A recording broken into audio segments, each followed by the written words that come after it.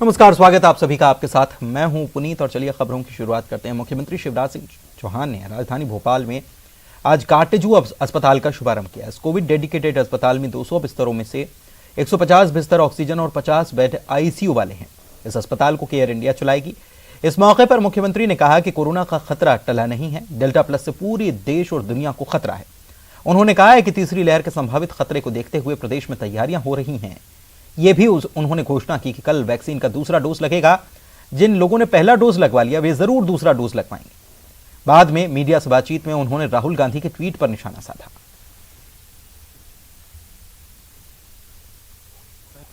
देश और दुनिया के देश के कई राज्यों में, स्पेशली महाराष्ट्र में, केरल में कोविड के पेशेंट्स की संख्या लगातार बढ़ना शुरू हो गई है। और केवल देश की बात नहीं कर रहा, खतरनाक डेल्टा प्लस वेरिएंट दुनिया के कई देशों में कहर बरपा रहा है। इंग्लैंड फिर लॉकडाउन की स्थिति की तरफ जा रहा है। हमारी कोशिश तो वही होगी जो प्रभु राम जी कह रहे थे, कोशिश हमारी वही होगी कि तीसरी लहर की जो तीव्रता है उसको हम खत्म करके संकट बढ़ने ना दें।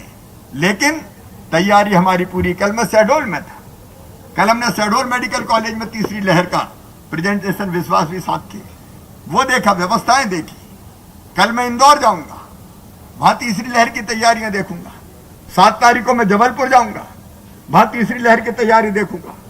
दूध का जला छाछ को भी फूंक फूंक कर पीता है। अब हम आंख बंद करके नहीं बैठने वाले, उसलिए लगातार व्यवस्थाएं बढ़ाते रहेंगे और कोशिश ये करेंगे कि लहर को हम उस तीव्रता से आने ही ना दें। लेकिन यदि आ जाए तो पूरी ताकत के साथ उसका मुकाबला करें। कल अगर हमारे पास 3 तारीख को हम कर रहे हैं वैक्सीनेशन, तो सेकेंड डोज वालों को मैं निवेदन करना चाहता हूं, कई ने 1 लगवाई और भूल ही गए कि दूसरी भी लगवानी। तो कल का दिन जो हमारा वैक्सीनेशन का वो सेकेंड डोज का है, ताकि जिनको 1 डोज लग गया उनको दूसरा डोज भी लग जाए, तब हम पूरी तरह से सुरक्षित हो पाएंगे। तो 3 तारीख को सेकेंड डोज लगेगा। उसके बाद फिर लगातार सप्ताह में 4 दिन वैक्सीनेशन का अभियान चलेगा। अब अज्ञान को समाप्त करने की कोई वैक्सीन का डोज तो होता नहीं है, और रोज देश में देख रहे हैं कितनी वैक्सीन लग रही है। इसके बाद मुझे लगता है कि ऐसी बात अगर करते हैं तो अज्ञानता के अलावा। मुख्यमंत्री ने कोविड नियंत्रण के लिए बने मंत्री समूह के प्रेजेंटेशन भी लिया और इसमें बताया गया कि 50 से 100 टन क्षमता के भंडारण के टैंक स्थापित किए जा रहे हैं। ऑक्सीजन के टैंक होंगे, जिसके लिए सागर, इंदौर, भोपाल में जगह का चयन हुआ। ऑक्सीजन सपोर्टेड बेड्स और मेडिकल कॉलेज में 4193 ऑक्सीजन सपोर्टेड बेड्स मरीजों के लिए स्थापित किए गए। संचालनालय स्वास्थ्य सेवाओं के लिए तहत 2887 और मेडिकल कॉलेजों में 866 नए ऑक्सीजन सपोर्टेड बेड्स की स्थापना की जा रही है। सरकारी संस्थाओं में 6019 ऑक्सीजन कंसंट्रेटर्स की व्यवस्था की गई है। सीहोर में 180 करोड़ की लागत से NIMHR national institute of mental health and research बनेगा। जून 2022 तक यह तैयार भी हो जाएगा। केंद्रीय मंत्री नरेंद्र सिंह तोमर ने कहा है कि अगर लोगों ने कोविड नियमों का पालन किया तो कोरोना की तीसरी लहर से बचा जाएगा। दतिया में पीतांबरा पीठ में दर्शन करने के लिए आए थे। दर्शन के बाद बातचीत में कहा कि उन्होंने पीतांबरा माई से प्रार्थना की है कि वे लोगों को कोरोना की तीसरी लहर से बचाएं। इधर प्रदेश में मंत्रियों को जिलों का बंटवारा हो गया। इसमें बीजेपी सांसद ज्योतिरादित्य सिंधिया समर्थित 9 मंत्रियों को प्रदेश के 14 जिलों की कमान मिली। मंत्रियों को जिले के बंटवारे के बाद कांग्रेस ने बीजेपी पर तंज कसा और कहा कि सिंधिया के बीजेपी में आने के बाद पुराने भाजपाई नेता धीरे धीरे अपना रुतबा खो रहे हैं। इस पर बीजेपी ने जवाब दिया, कहा कि जिले का प्रभार देना मुख्यमंत्री का अधिकार क्षेत्र होता है। जिस प्रकार से मध्य प्रदेश में ग्वालियर चंबल अंचल के जितने भी जिले हैं उसमें सिंधिया जी ने सभी जगह अपने गुट के जो मंत्री हैं उनको प्रभारी नियुक्त कराया। इसके साथ साथ ही बुंदेलखंड में भी सागर हो, रतलाम हो, जितने भी बड़े जिले हैं वहां पर सभी अपने गुट के जो मंत्री हैं उनको प्रभारी नियुक्त कराया। उससे तो ऐसा लगता है कि जितने भी भाजपा के पुराने लीडर से जो नीति रीति की बात एक कैडारकी करते थे। मुख्यमंत्री ने आज ये ऐलान किया कि भोपाल के छात्रावासों का नाम जल्द ही नेताजी सुभाष चंद्र बोस के नाम पर रखा जाएगा। राज्य शिक्षा केंद्र से संचालित सभी छात्रावासों का नाम नेताजी के नाम पर ही होगा।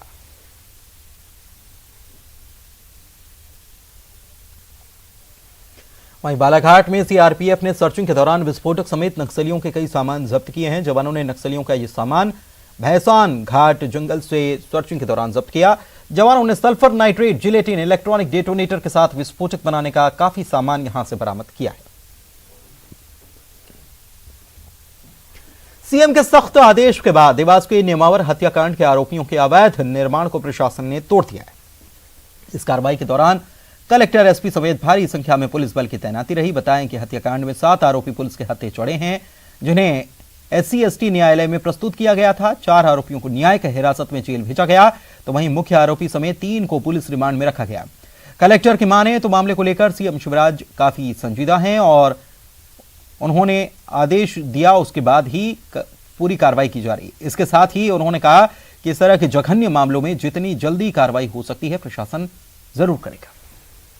बड़ा स्पष्ट इससे मैसेज भी जाता है कि अगर कोई इस तरह का अपराध करने का प्रयास करता है तो सरकार उसके खिलाफ सख्त से सख्त कार्रवाई करेगी। इसी विषय में जो अन्य अपराधी हैं उनके भी संपत्तियां चिन्हित की गई हैं और सभी के खिलाफ एक एक करके कार्रवाई ये लगातार जारी रहेगी और जब तक इन सब के विरुद्ध चाहे इनकी संपत्तियों की हो चाहे न्यायिक कार्रवाई पूर्ण न हो जाएगी। इधर देवास में अवैध शराब बनाने वाली भट्टियों पर आबकारी विभाग का चाबुक चला। बरोठा भीलाखेड़ा में तलाशी के दौरान तालाब के किनारे नाले और झाड़ियों में छिपाकर रखी भारी मात्रा में लहान और भट्टियां मिली। आबकारी विभाग ने भट्टियों को नष्ट करते हुए 35 लीटर अवैध शराब और 11,500 किलो महुआ लहान जब्त कर लिया। अवैध शराब और लहान की कीमत लगभग 7 लाख रुपए बताई जा रही है। आज सुबह ग्राम बरोठा में कार्रवाई की गई है और भीलखेड़ा में कार्रवाई की गई है।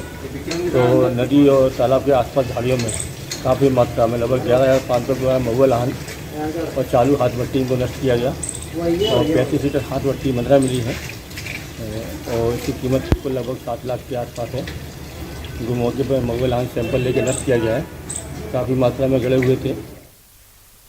इधर शाहजहांपुर में भैंस के आगे बीन बजाकर प्रदर्शन कर रहे लोगों को प्रदर्शन का तरीका उस वक्त भारी पड़ गया जब बीन बजते ही भैंस पूरी तरह से भड़क गई। भड़की भैंस इधर उधर भागने लगी, जिससे कि कुछ देर के लिए यहां अफरा तफरी और भगदड़ से हालात बन गए। इस दौरान भैंस से बचने के लिए कुछ लोग नीचे भी गिर गए, जिससे 1-2 लोगों को मामूली चोटें आई। दरअसल प्राइवेट स्कूलों को खोलने की मांग को लेकर ये निजी स्कूल संचालक रैली निकालकर मुख्यमंत्री के नाम ज्ञापन सौंपने कलेक्ट्रेट कार्यालय पहुंचे थे और अनोखा प्रदर्शन करने के लिहाज से इन्होंने भैंस के आगे बीन बजाने का फैसला लिया था।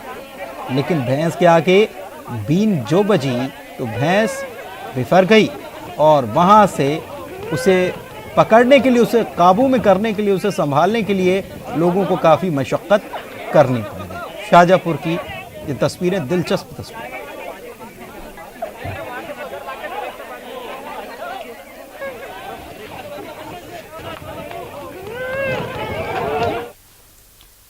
तो शाहजहांपुर में निजी स्कूल एसोसिएशन ने स्कूलों को खोलने की मांग को लेकर रैली निकाली थी और सीएम के नाम ज्ञापन सौंपा। निजी स्कूलों से जुड़े संचालक और शिक्षक बड़ी संख्या में कलेक्टर कार्यालय पहुंचे।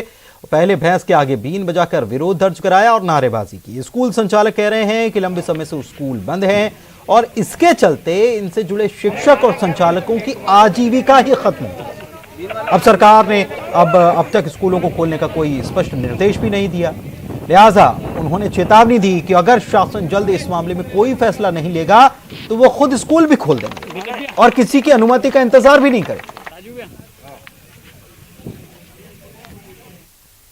बुरहानपुर के कोतवाली थाना इलाके की ताप्ती नदी राजघाट पर नहाने के दौरान 3 युवक डूब गए। खबर मिलने पर कोतवाली पुलिस गोताखोरों के साथ मौके पर पहुंची और 4 घंटे की तलाश की गई। तब जाकर 2 युवकों के शव मिले, जबकि एक युवक का अभी शव बरामद नहीं किया गया है। कोतवाली पुलिस ने मर्ग कायम कर जांच शुरू कर दी है। और चलिए आगे बढ़ते हैं, अगली खबर की बात करते हैं। खबर ग्वालियर से, जहां पर जिले की एक फूड कंपनी को पुर्तगाल में बैठे ठगों ने 68 लाख का चूना लगाया। ग्वालियर की फूड कंपनी इटली की कंपनी के साथ 6 साल से व्यापार कर रही है। यहां से मेल के जरिए इटली की कंपनी को ऑर्डर दिया जाता है और पैसा इटली की कंपनी के अकाउंट में ऑनलाइन जमा किया जाता है। इस बार भी ऐसा ही किया गया था, जिसके बाद ग्वालियर की फूड कंपनी को इटली की कंपनी जैसा हूबहू एक मेल मिलता है जिसमें पैसे नए अकाउंट में भेजने की बात कही जाती है।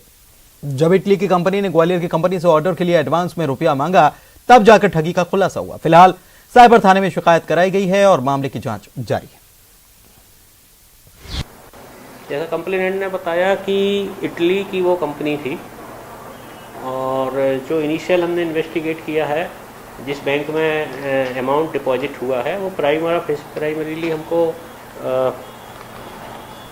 पुर्तगाल के बैंक में पैसा जमा होना पता लगा है। तो ये दो अलग अलग कंट्रीज हैं और ईमेल के डोमेन और सब के बारे में हम जानकारी इकट्ठी कर रहे हैं। तो जैसे भी जानकारी आएगी वो। चलिए आगे बढ़ते हैं, लापरवाही की बात करते हैं। अमृत योजना के तहत घर घर पानी पहुंचाने के लिए अभियान बड़े स्तर पर पूरे प्रदेश में चलाया जा रहा है। जबलपुर में भी चल रहा है और यहां देखिए कि निगम की कैसी लापरवाही है। इस अभियान के नाम पर लोगों से वसूली चल रही है। योजना के तहत नए कनेक्शन के लिए लोगों को 4 से 5 हजार रुपए चुकाने पड़ रहे हैं, किस बात के पता भी नहीं। वहीं पुराने कनेक्शन को नई लाइन से जोड़ने के लिए 3 से 4 हजार रुपए वसूले जा रहे हैं। एक और जहां नगर निगम की इस वसूली से आम जनता काफी परेशान है, तो कनेक्शन करने वाले कर्मचारियों को इस संबंध में पूरी जानकारी ही नहीं है, लेकिन रकम वसूली जा रही है। ये 2950 लग रहा है नगर निगम में, सुहागी जो अपना जोन लगता है, और उसमें 2500 बताते हैं मजदूरी और सामान का पैसा है। 450 नगर निगम अपना कुछ खर्चा लेती है, जबकि असलियत ये है कि उतना 2500 रुपये लगता नहीं। बोलते हैं हम जो कंपनी है ठेकेदार का टंकी वाली उसको देते हैं 2500 रुपये नगर निगम वाले, लेकिन 2500 का काम नहीं है, ज़्यादा से ज़्यादा 1500 का काम है सामान मजदूरी। डिंडौरी में मध्य प्रदेश वेयर हाउस की लापरवाही सामने आई। यहां के चांदपुर ओपन कैब में भंडारण किया हुआ धान बारिश में भीगकर खराब हो रहा है। सीलन के चलते अंकुरित धान ने पौधे का रूप ले लिया है, जबकि कई बोरियां सड़कर बर्बाद हो गई हैं। लापरवाही उजागर होने के बाद वेयर हाउस के प्रबंधक ने अपनी गलती मानने से इनकार कर दिया। वहीं धान भंडारण केंद्र में पदस्थ चौकीदार की माने तो समय पर धान का परिवहन न हो पाने की वजह से धान खराब हुआ है। धान उसमें खराब नहीं हुई है, थोड़ी बहुत जो है वाष्पीकरण से और कवर अवर थोड़े खसक जाने से जो है थोड़ा बहुत हल्का जो है किसी स्टॉकों में हो सकता है। और ये जो परिवहन नहीं हो पा रहे कारण वो थोड़ी सी लेट हो गया था और बरसात ज़्यादा हो गई रही, इस चक्कर में थोड़ी। मंदसौर में कोरोना की दूसरी लहर ने कई लोगों की जान ले ली। हालांकि आज के समय में जिला कोरोना मुक्त हो चुका है, लेकिन तीसरी लहर के खतरे को देखते हुए सरकार ने सभी जिलों को तैयारी करने के निर्देश दिए हैं। इस कड़ी में जब न्यूज 18 की टीम ने ग्राउंड जीरो पर जाकर देखा तो वहां नजारा कुछ और था। तीसरी लहर की तैयारी को लेकर स्वास्थ्य विभाग कछुआ चाल से काम कर रहा है। जिले में लगाए गए नए ऑक्सीजन प्लांट आधे अधूरे हैं, कहीं उद्घाटन का इंतजार हो रहा है तो कहीं प्लांट के काम ही अधूरे पड़े हैं। ऐसे में प्रशासन तीसरी लहर से कैसे निपटेगा, इसका जवाब केवल उनके पास ही नजर आता है। नरसिंहपुर के साली चौका में वैक्सीनेशन अभियान दम तोड़ता दिख रहा है। यहां पर 100 डोज के लिए सैकड़ों लोग वैक्सीनेशन सेंटर पर पहुंच रहे हैं, जिस वजह से कोरोना गाइडलाइन का पालन भी नहीं हो रहा। ऐसे हालात में वैक्सीनेशन सेंटर पर प्रबंधन में कहीं न कहीं कमी साफ नजर आ रही है।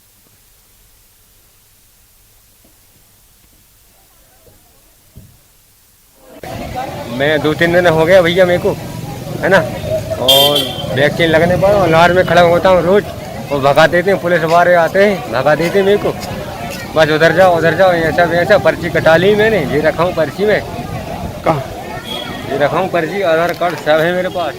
हमारा प्रयास भी रहता है कि ज़्यादा अवस्था ना हो, तो वैक्सीन के सत्र के शुरुआत में ही हम लोगों द्वारा वैक्सीन की उपलब्धता की मात्रा के आधार पर कूपन बांट दिए जाते हैं। तो अभी भीड़ ज़्यादा है तो लगभग 12-2 बजे तक सारे लोग वैक्सीन लग जाती है। अगर भविष्य में पर्याप्त मात्रा में वैक्सीन आएगी तो हम 2800 से